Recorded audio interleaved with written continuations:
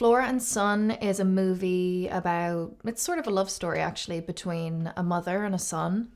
And it's about their fractured relationship and how music sort of brings them together. The themes, I would say music, family. It's sort of a coming of age film for Max, but also for Flora in a strange way. It's about her trying to come to grips with being a mother and finally accepting that about herself and stepping into that role. I play Flora, and she is very flawed.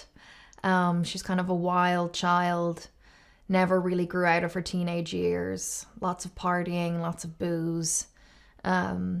She has a 15-year-old son who, is also a little bit of a troublemaker, and they're more like a brother-sister kind of relationship than a typical mother and son. But throughout the course of the movie, she starts to really come out of herself and become the mother she didn't know she could be. At the start of the film, Flora is in a nightclub dancing, doing her best to woo a man. And she's sort of in her typical routine of, partying on the weekends and not doing much with her life. So yeah, she's sort of a mess, a mess, a wild child. That's what I like to say. Max is just like his mother, troublemaker, always getting into trouble. He's on probation. He's always doing the wrong thing, but he's never really been taught how to be anything else. But he's creative, and so is she. And once she starts to discover how creative she is, I think they connect on that level, and he starts to see her in a new way, like, oh, my mum is actually kind of cool, instead of she's just really annoying me. When Flora meets Jeff, she's very cynical. She's very Irish. She makes fun of him a lot. And he's much more earnest. He's very American, and but also very set in his ways. He sort of lived his life and settled into what it is, whereas she's sort of searching to become something or to find herself. So he kind of brings her on that journey and helps her discover different parts of herself and takes her out of her comfort zone and helps her realize that she's got a lot to give and a lot of worth and a lot of creativity in her. Joseph Gordon-Levitt is incredible, and I'm such a fan of him, and I always have been from Third Rock from the Sun ever since I was young.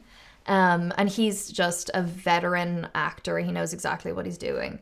And I'm so glad that he was cast, because those Zoom scenes were hard because you're on a computer and you're trying to create chemistry with someone that you've never really met.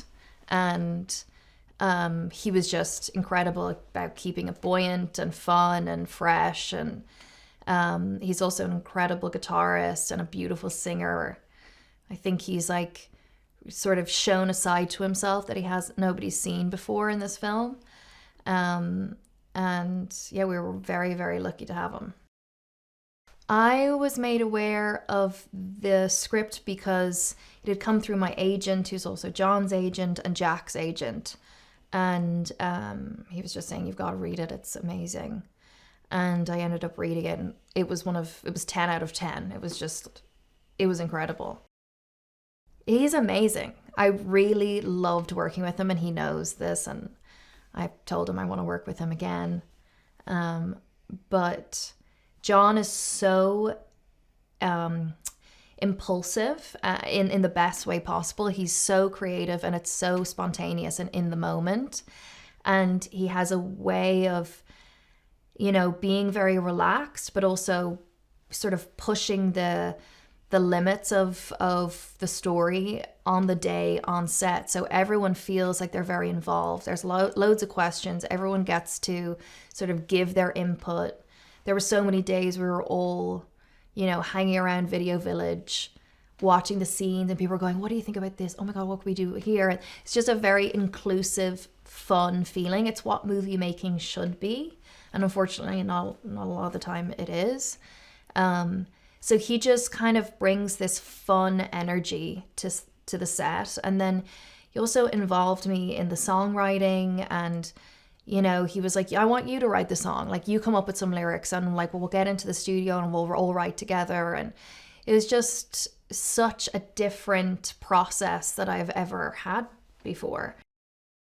What I love about this movie is that it's really funny and really unique in its humor, but it is also really optimistic, and it has a big heart. And it's perfect 90 minutes. It's sort of like a classic film in its length and its storytelling. And I think people are responding to it because it's everything that you want in a film, and it's not it's not dark. It's authentic, but it's not, you know, depressing. It's got a beautiful happy ending, and I think when people sort of go on the journey, they're laughing, they're crying, but they end up feeling uplifted after, and that's what I'm really proud of.